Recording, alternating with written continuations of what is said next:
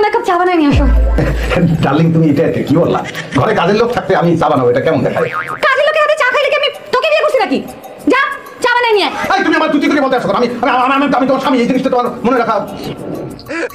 তুই এটা করবি অথবা তুই বলবো কোনটা? তুই তো বলো প্লিজ।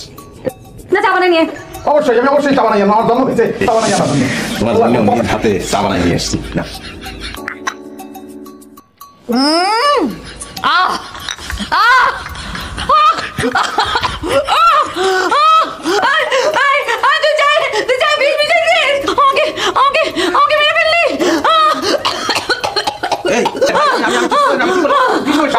আরে লাগলে আমি তাজা বিষ নিয়ে দেবো, বিষ খাই আমার, কিন্তু তুমি চা খাই আমার না।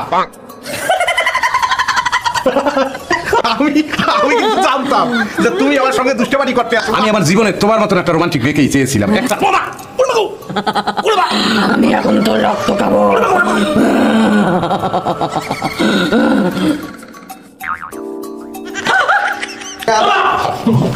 কি হলো? কি হয়েছে? ভূত ভূত তোর মাঝে ভূত হয়ে গেছে কি?